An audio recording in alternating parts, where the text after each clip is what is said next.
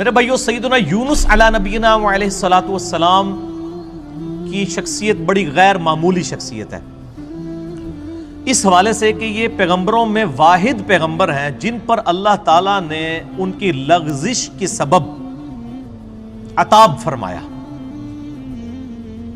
حتیٰ کہ سورۃ الصافات میں آیا کہ اگر یونس علیہ السلام مچھلی کے پیٹ میں ہم سے دعا نہ کرتے، اور وہ دعا آئی سورۃ الانبیاء میں، لا الہ الا انت سبحانک انی کنت من الظالمین، اگر یونس ان الفاظ میں ہمیں نہ پکارتے تو مچھلی کے پیٹ سے اسی دن نکالے جاتے جس دن مردے اپنی قبروں سے نکلیں گے۔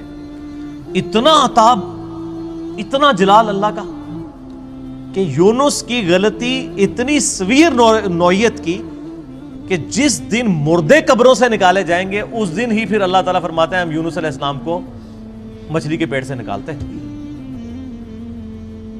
اور دعا بھی دیکھیں، سورۃ الانبیاء میں آئی، لا الہ الا انت سبحانک انی کنت من الظالمین، لا الہ الا انت، کوئی نہیں معبود سوائے تیرے، سبحانک، اے اللہ تو پاک ہے، تو غلطی نہیں کر سکتا، انی کنت من الظالمین، میں تو انسان ہوں، غلطی کروں گا۔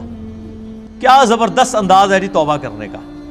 اللہ تعالیٰ کی جو پاکی کی صفت ہے اس کو ٹریگر کیا ہے کہ اللہ تجھ سے تو غلطی نہیں ہوتی، میں تو بندہ ہوں، غلطی کراں گا۔ اور اللہ کو اتنی پسند آئی یہ کلمات، اور اس کے ساتھ الفاظ ہیں کذالک ننجی المؤمنین، ہم ایمان والوں کو بھی اسی طریقے سے نجات دیں گے جو یونس کی طرح ہم سے دعا مانگے گا۔ اور جامعہ ترمذی میں صحیح سند کے ساتھ حدیث ہے، جو شخص بھی یونس علیہ السلام کی دعا کے ساتھ اللہ کی طرف متوجہ ہوا، اللہ اسے کبھی محروم نہیں لوٹائے گا۔ یہ اسماء اعظم ہے۔ میرا ایک کلپ 4 لاکھ سے زیادہ لوگ یوٹیوب پہ دیکھ چکے ہیں۔ مصیبت اور پریشانی سے بچاؤ کے 3 وظائف، لا الہ الا انت سبحانک انی کنت من الظالمین، حسبنا اللہ ونعم الوکیل، اور یا حی یا قیوم برحمتک استغیث۔ یہ 3 وظائف۔ یونس علیہ السلام سے غلطی جو ہوئی وہ قرآن حکیم میں سورہ یونس کے اندر، سورۃ الانبیاء کے اندر، سورہ الصافات کے اندر اور باقی صورتوں کے اندر ٹکڑوں کی فارم میں، سورہ صاد میں بھی یہ ٹکڑوں کی فارم میں پوری کی پوری ایک ان کی سٹوری آئی ہے، وہ میں کمبائنڈ فارم میں آپ کو بیان کر دیتا ہوں کہ یونس علیہ السلام کو بالکل اگلے پیغمبروں کی طرح اللہ تعالیٰ نے یہ حکم دیا تھا کہ تمہارے جو مخالفین ہیں ان کو جو الٹیمیٹم دیا جائے گا اس کے بعد ان کو تباہ و برباد کر دیا جائے گا۔ لیکن پیغمبر کا یہ کام ہوتا ہے کہ وہ فائنلی اپنا علاقہ چھوڑنے سے پہلے اللہ تعالیٰ کی طرف سے جو پراپر آفیشیل پرمیشن ہے اس کا انتظار کرتا ہے، وہی کی فارم میں۔ پھر اللہ تعالیٰ حکم دیتا ہے، جس طرح کہ موسیٰ علیہ السلام کو حکم ہوا کہ رات کے وقت بنی اسرائیل کو لے کے نکلو، تو اس وحی کا انتظار کیا، رات کے وقت کا انتظار کیا، لے کے نکلے، اللہ کی تائید حاصل ہوئی۔ یونس علیہ السلام کو بھی بتا دیا گیا کہ بھئی تمہارے مخالفین کو 3 دن کی یہ مہلت ہے، اگر یہ ایمان لے آئے تو ٹھیک، ادروائز ان پہ عذاب آ جائے گا۔ اب جیسے ہی وہ 3 دن پورے ہوئے، کمپلیشن کے قریب تھے، بجائے اس کے کہ یونس علیہ السلام اللہ کی وحی کا انتظار کرتے کہ مجھے اب پراپرلی آخری 1 منٹ میں بھی تو آ سکتی ہے نا وحی، یہ سمجھ لیں تھوڑی دیر پہلے اپنا علاقہ چھوڑ گئے کہ اب تو ٹائم پورا ہونے کے قریب ہے، اب نظر بھی آ رہے ہیں کہ عذاب ان پہ آ جائے گا۔ اللہ کی وحی کا انتظار نہیں کیا، اور قرآن کہتا ہے کہ گمان یہ کیا کہ ہم ان پہ گرفت بھی نہیں کریں گے، بالکل آخری وقت تک انتظار کیا تھا نا، اب کس نے لانا تھا ایمان۔ لیکن پیغمبروں کے لیے چھوٹی سی لغزش بھی اللہ کے حضور جو ہے وہ بڑا معاملہ ہوتا ہے، کیونکہ ان کا رتبہ بلند ہوتا ہے۔ اب یہاں سے یہ نکلے غصے میں بھرے ہوئے، اللہ طرف ماتا نکلے اپنی قوم پہ غصے میں، اور گمان کیا کہ ہم ان پہ گرفت نہیں کریں گے، اور یہ سمندری سفر میں نکلے، وہاں سے اپنا علاقہ چھوڑ کے کشتی میں سوار ہوئے۔ کشتی جب سینٹر میں پہنچی تو بہت بڑا سمندری طوفان آیا، اور وہاں پہ یہ ٹریڈیشن تھی کہ کشتی طوفان میں اس وقت پھنستی ہے جب کہ اس کشتی میں کوئی ایسا شخص بیٹھا ہو جو اپنے مالک کی اجازت کے بغیر بھاگا ہو، ایسا غلام جو مالک کی اجازت کے بغیر بھاگا ہو، اس کے لیے وہ قرآن اندازی کیا کرتے تھے۔ قرآن ڈالا، حضرت یونس علیہ السلام کا نام نکلایا، ظاہر ہے وہ بھی تو غلام تھے نا اپنے رب کے، بغیر اجازت کے نکلے ہوئے تھے۔ لوگوں نے کہا نہیں نہیں یونس علیہ السلام ہے، یہ تو نیک شریف آدمی ہے, اس نے تو لوگوں کو بھی نیکی کی طرف بلایا, دوبارہ کوڑا ڈالا جائے. دوبارہ کوڑا ڈالا, پھر یونس علیہ السلام کے نام نکلا. تیسری دفعہ ڈالا, پھر یونس علیہ السلام کے نام نکلا. اب لوگوں نے کہا جی ہماری مجبوری ہے. یونس علیہ السلام کو تو پتہ ہی تھا نا. انہوں نے کہا اب یہ آزمائش آ گئی میرے اوپر. ان کو پھینک دیا سمندر میں. قرآن کہتا ہے بڑی مچھلی نے ان کو نگل لیا. قرآن میں دن نہیں آئے. ہمارے ایک سب کانٹیننٹ میں مشہور ہے کہ 40 دن رہے. تورات میں دن آئے 3 days and 3 nights. جونا علیہ السلام, جونا کہا جاتا ہے انگلش میں یونس کو. یونس علیہ السلام 3 دن اور 3 رات تک, یعنی کتنے بن گئے وہ, 72 گھنٹے بن گئے. اتنی دیر مچھلی کے پیٹ میں رہے, 3 دن اور 3. اور ظاہر ہے مچھلی کے پیٹ میں, ویل مچھلی کے پیٹ میں رہے, اور پیٹ میں بھی ظاہر ہے وہ میدے میں ساری گرمائش ہوتی ہے. پورا جسم ان کا, یعنی وہ تو اللہ نے ان کو زندگی دی, وہاں تو آکسیجن بھی کوئی نہیں تھی, وہ تو مرزانہ طور پہ ہی زندہ رہے. بہرحال جسم پہ اثرات آئے ان کے, اور وہاں پہ انہوں نے پھر یہ دعا مانگی, لا الہ الا انت سبحانک انی کنت من الظالمین. بس یہ پڑھتے رہے. اللہ تعالیٰ بتایا ہمیں اندھیروں میں اس نے پکارا, اور اللہ نے دیکھے ان اندھیروں میں بھی اپنے اس بندے کی ندا کو سنا. کذالک ننجی المؤمنین, اسی طریقے سے ہم مومنین کو بھی نجات دیں گے جو ہمیں پکارے گا. اور یہاں پہ وہ کہتے ہیں آیت کریمہ بڑا گرم ہوتا ہے جی, وضو کر کے بیٹھو, خوشبو لاؤ. حالانکہ جس شخص نے یہ پہلی دفعہ پڑھا ہے اس نے خوشبو والی جگہ پہ نہیں پڑھا.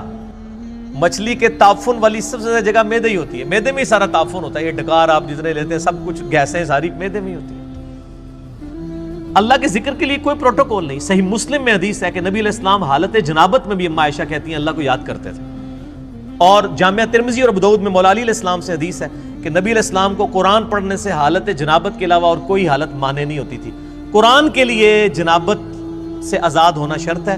بغیر وضو کے بھی قرآن پڑھ سکتے ہیں, اور باقی اذکار تو جنابت کی حالت میں بھی آپ پڑھ سکتے ہیں. قرآنی دعائیں بھی پڑھ سکتے ہیں قرآن کی نیت کے بغیر, جسٹ ذکر کے طور پہ, کیونکہ آپ جتنے ذکر کر رہے ہیں وہ تو بھی قرآن میں ہے نا. اللہ اکبر بھی تو قرآن کا حصہ ہے, سبحان اللہ بھی ذکر ہے, لیکن اس وقت آپ ذکر کی نیت سے نہیں بلکہ دعا کی نیت سے پڑھتے ہیں. ربنا آتنا فی الدنیا پڑھیں, لا الہ الا انت سبحانک انی کنت من الظالمین بے شک پڑھیں حالت جنابت میں. دروشی بھی پڑھیں.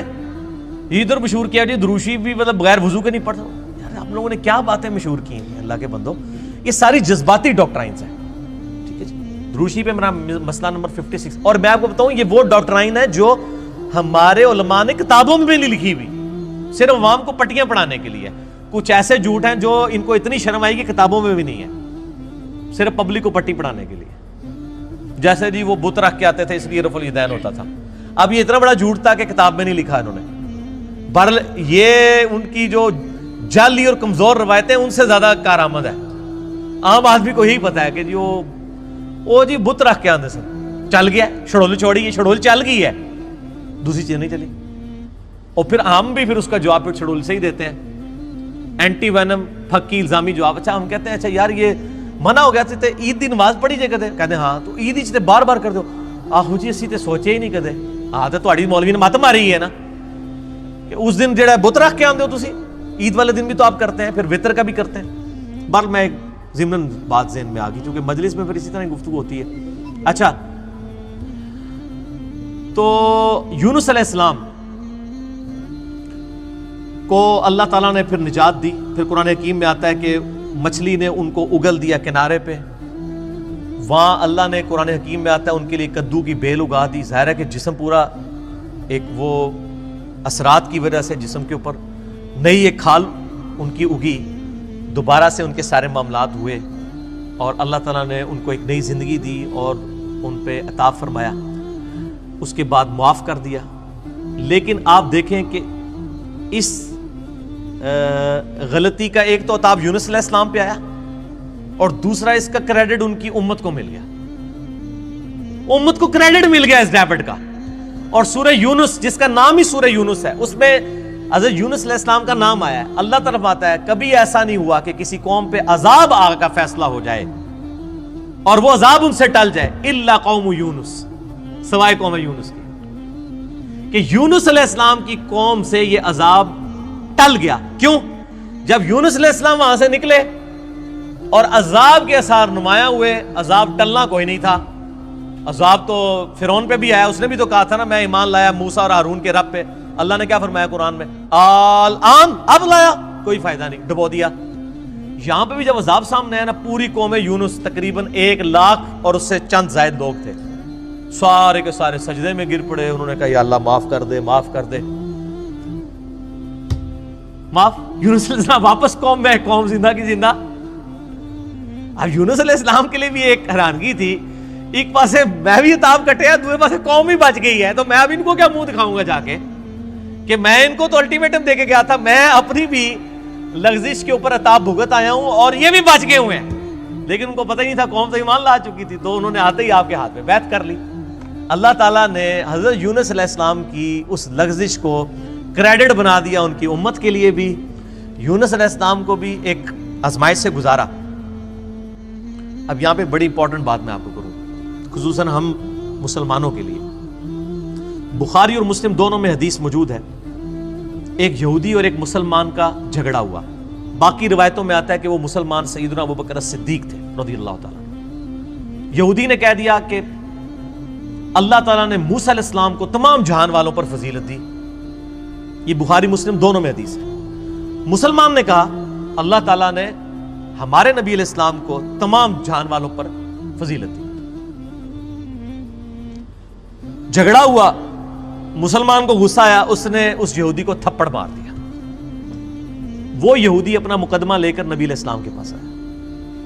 آپ صلی اللہ علیہ وآلہ وسلم نے اپنے صحابی کو ڈانٹا اور فرمایا مجھے یونس پہ بھی مت فضیلت دینا. اب آپ کو اس جملے کا سمجھ آئے گی کہ یونس وہ واحد نبی ہیں جن پہ عطاب ہوا ہے, اور بہت بڑے لیول کا عطاب دنیاوی اعتبار سے دیکھا جائے. تو مجھے اس کے مقابلے پر بھی فضیلت مت دینا, ایسی فضیلت ہے جس میں کسی دوسرے کو نیچا دکھایا جائے. اللہ کی قسم, قیامت والے دن جب اللہ تعالیٰ مخلوقات کو دوبارہ زندہ کرے گا, میں دیکھوں گا کہ مجھے جب اٹھایا جائے گا, حضرت موسیٰ علیہ السلام مجھ سے پہلے ہی اللہ کے عرش کا پایا تھامے میں کھڑے ہوں گے. یہ حضرت موسیٰ کی ایک جزوی فضیلت ہمارے نبی علیہ السلام کے اوپر بھی. نبی علیہ السلام فرماتے ہیں مجھے تو یہ نہیں پتا کہ ان پہ قیامت کی بے ہوشی طاری نہیں ہوئی, یا اللہ تعالیٰ نے انہیں مجھ سے پہلے زندہ کر لیا قیامت والے دن, یا اس بے ہوشی کے سبب جو دنیا میں اللہ کی تجلی کی وجہ سے بے ہوش ہوئے, اللہ تعالیٰ نے ان پہ قیامت کی بے ہوشی طاری نہیں کی ہے. جزوی فضیلت ہو سکتی ہے. بخاری میں حدیث ہے کہ قیامت والے دن سب کو برہنہ اٹھایا جائے گا, سب سے پہلے حضرت ابراہیم علیہ السلام کو لباس پہنایا جائے گا. اب یہ ابراہیم علیہ السلام کی جزوی فضیلت ہے تمام پیغمبروں پہ. حضرت عیسیٰ علیہ السلام کو بغیر باپ کے پیدا کیا, یہ ان کی جزوی فضیلت ہے. اور ایک اور فضیلت کہ عیسیٰ علیہ السلام آج تک زندہ ہے, ایک اور بڑی فضیلت. تو جزوی فضائل ایک پیغمبر کے دوسرے پہ ہو سکتے ہیں, کلی طور پہ فضائل نبی علیہ السلام کو حاصل ہیں. تلک الرسل فضلنا بعضهم علی بعض, وہ اللہ نے قرآن میں کہہ دیا کہ یہ رسول ہیں, بعض کو بعض پہ ہم نے فضیلت دی ہے, بعض کے ساتھ کلام کیا, بعض کے ہم نے اور درجات بلند کیے. موسیٰ علیہ السلام کو ہم نے معجزات دیے, عیسیٰ علیہ السلام کو معجزات دیے. بہرحال اس کی بنیاد پہ کسی نبی کی تنقیص نہیں ہونی چاہیے, ٹھیک ہے نا. تنقیص کا جب پہلو نکلے گا نا, کمپیریزن آپ شروع کر دیں گے, تو وہ پھر خطرناک معاملہ ہو جائے گا. اس معاملے میں آپ نے اوائڈ کرنا چاہیے. اس لیے میں بارہا کہتا ہوں, میں پرسنلی مجھے یہ سلام بڑا پسند ہے, مصطفیٰ جان رحمت پہ لاکھوں سلام, لیکن اس میں کچھ اشعار ایسے ہیں کہ جو ہمیں اس طرف شائبہ کروا دیتے ہیں کہ یہ گستاخانہ ہے.